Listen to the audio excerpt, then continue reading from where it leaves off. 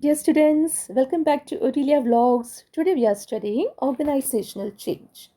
What is organizational change? Organizational change means change in behavior and mindset of employees, modifications in the technology, surrounding environment, and rules and regulations of the organization. We can study the forces of change. There are two types of forces. One is external forces and second one is internal forces. First we can study the external forces of change. First one is technology. It's an ongoing agent of change as existing technology becomes obsolete and technological upgradations are to take place. Second one is market conditions. Competition in the market compels businesses to carry out various changes. It forces all organizations to carry out changes in their product types, marketing strategies, advertisement campaigns, etc. And next one is social changes. Social changes propelled largely by the widening of education, films, TV, empowerment of marginalized castes and groups, etc., which compels businesses to bring necessary changes to survive, expand, and grow.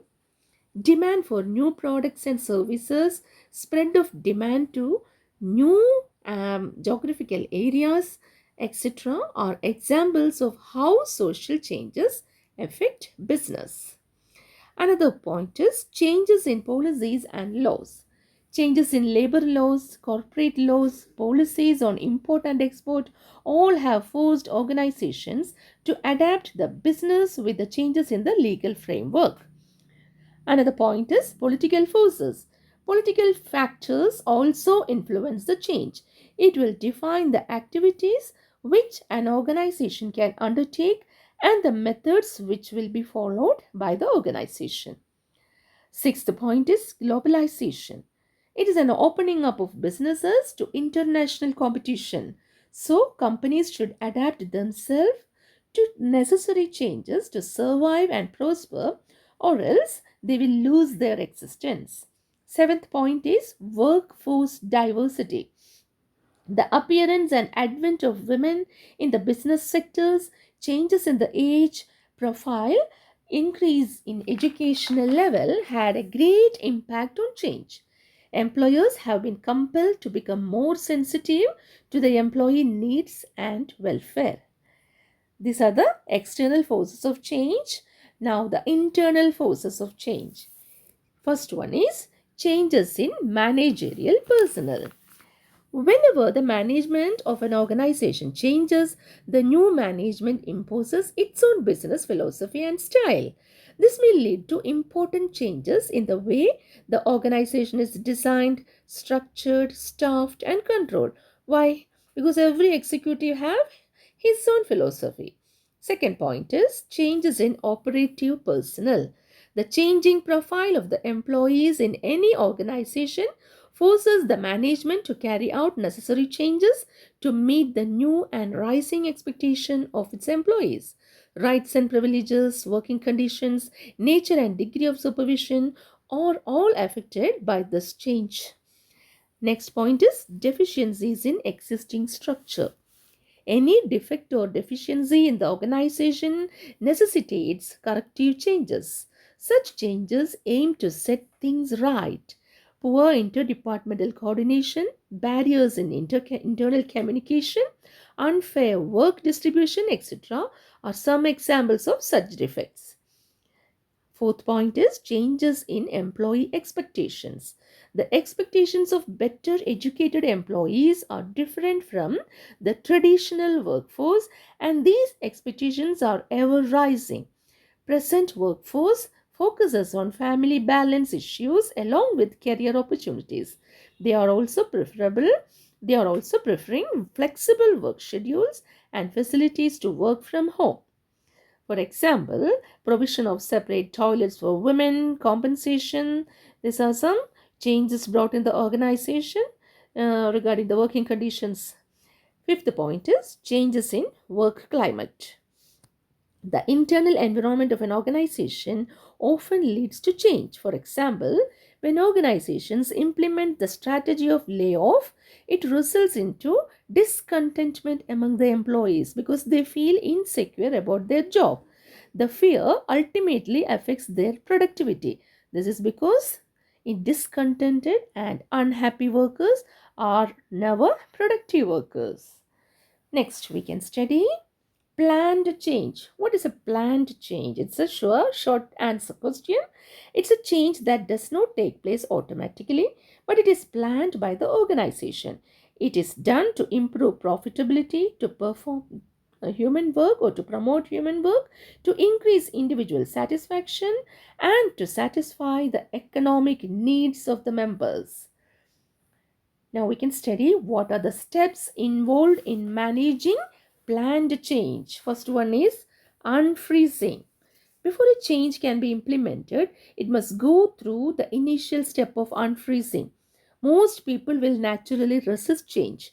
Communication is especially important during the unfreezing stage so that the employees can become informed about the imminent change, the logic behind it, and how it will benefit each and every employee in the organization.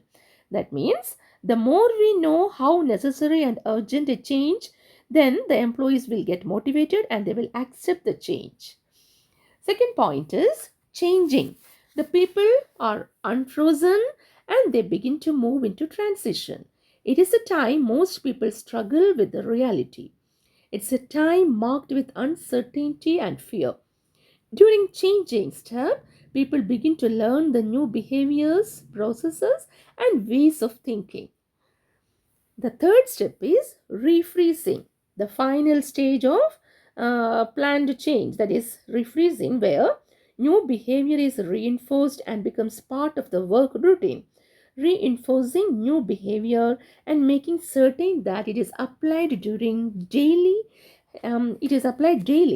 helps to ensure that refreezing occurs.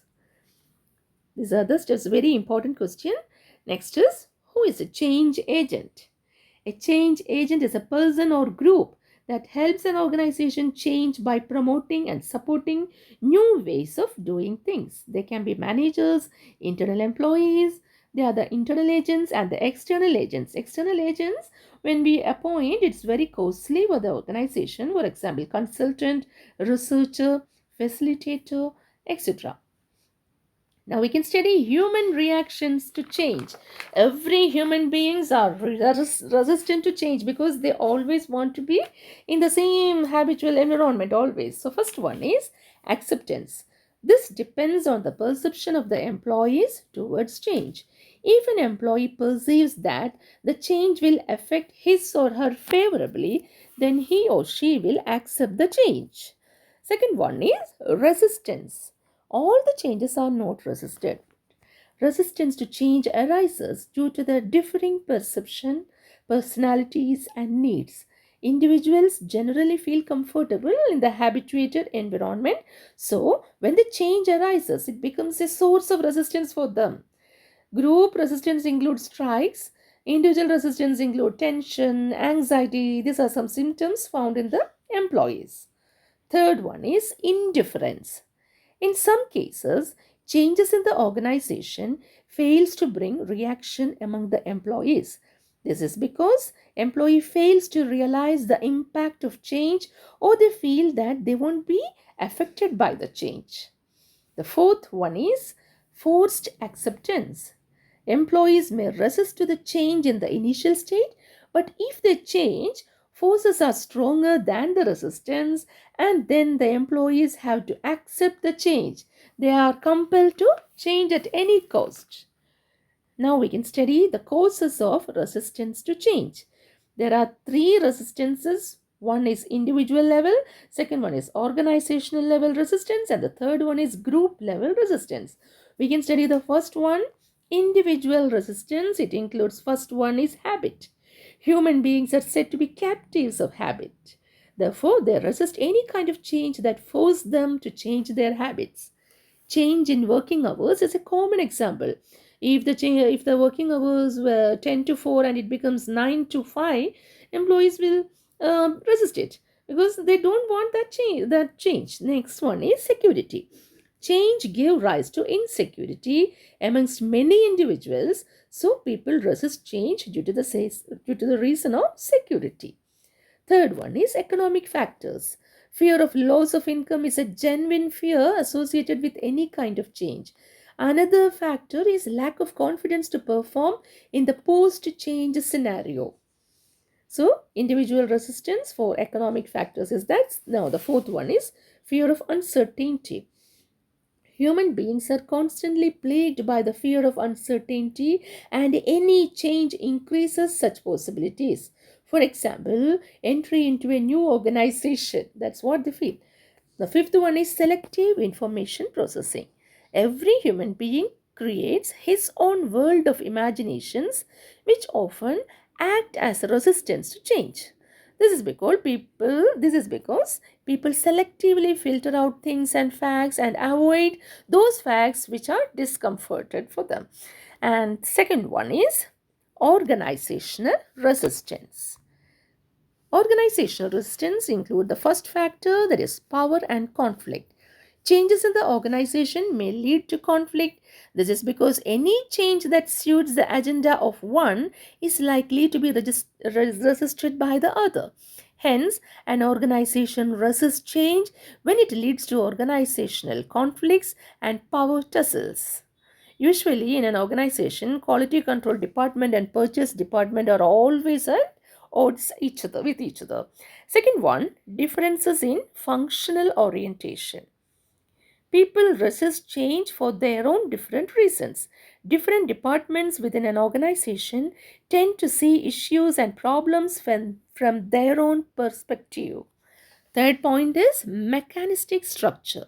Mechanistic structures are characterized by centralized decision making, standardized rules and regulations, tall hierarchies, etc. Organizations with mission like structures and processes are less willing to change than the organic and flexible organizations where it is characterized by flexibility, decentralization, interdependence among the employees, and hence they will be more adaptive to the change. So, mechanistic structures are characterized by reluctant to change. Fourth one is organizational culture. Every organization has its own ethos or a value system which determines its internal work culture. For example, in a self proprietary concern, it's a one man show and all decisions are taken by the proprietor with little or no scope for opposition. There is no opposition there. On the other hand, a multinational company has well laid out decision making centers, predictable behavior patterns, standard processes, and procedures. Any change that seeks to disrupt its value system is likely to be resisted. Third one is group resistance. First one, group norms. Groups tend to have their own internal cultures or norms that define the intra-group relationships. Whenever any change seeks to threaten these norms, members belonging to that particular group will oppose the change. Second one is group cohesiveness. What is cohesiveness? It denotes the degree of belongingness as well as commitment of the members to their group. Cohesiveness grows over a period of time and is dependent on how strong the group's interests are. Cohesive groups are less adaptive to change and hence they resist change more than others. Third point is groupthink and escalation of commitment. Groupthink is an erratic and distorted decision making process which occurs when groups take decisions based on selective information, that is, information that suits them. This situation is deteriorated by escalation of commitment. Now we can study overcoming resistance to change. First one, clear definition of vision and goals. When the organization clearly defines the vision and goals, it will help the employees to prepare for change. Once the goals for change are clearly defined and set, timelines and responsibilities are decided, advantages and outcomes are clearly understood, then the employees easily accept the change. Second one, employees' participation in change process. Good management understands and appreciates that their employees are the main stakeholders. If the employees are involved in the process of defining goals of change, in designing the implementation process, then the process will be more effective and change will not be much resisted. Third point is interview employees to know their feelings. It is important for the management to provide different sources through which employees can share their viewpoints. If the communication channel is a two-way, it not only helps the management to understand the concerns and fears of the employees, but also enables them to address the employees properly. Fourth one, effective delegation. Delegation has always been the key to effective management. If the implementation process is delegated to the employees, it gives them a sense of involvement. Equitably it distributes the burden of implementing change and in the end helps in minimizing the resistance to change. Next point is rising levels of expectations. Expectations are rising at both ends, both employees as well as employers. Employers expect better productivity from the employees, while the employees expect good working conditions and proper remuneration. So there should be a balance while planning the change. Sixth point is employees' commitment. Once change has been decided upon and employees taken on board, the management has to seek and obtain their total commitment to the change process. Seventh point is expansion of communication channels. Change is a time of flux in any organization. Employees have fears, misgivings, and apprehensions. At such a time, it is very important for the management to have all communication lines open and effective so that the employees are able to distinguish facts from fiction and have their fears addressed. Usually, staff meetings, newsletters, mails, through these, the management should give correct information to the employees so that they get a correct picture and they will be free from fiction and information from grapevine communication. Ninth one, positive attitude. Change is a tiring and stressful process. To keep affairs and people calm and composed, what happens is that it is very important to maintain a cordial atmosphere. Managers should adopt a positive attitude, should have an enthusiastic outlook, and keep everyone happy and involved in the task at hand. This is because while bringing about a change in an organization, it is all about the motivation. People should be motivated, then they will surely overcome. This will help in overcoming the resistance to change in the employees. Okay, so this is the end of our slide. Thank you so much. I hope you all understood this. This is a very important portion for both MBA students and BBA students and also BBM students who study organizational change, because change is inevitable. In every organization, there is a resistance to change, but people should overcome that resistance to change and they should adapt to the new technological changes. Thank you, my dear students.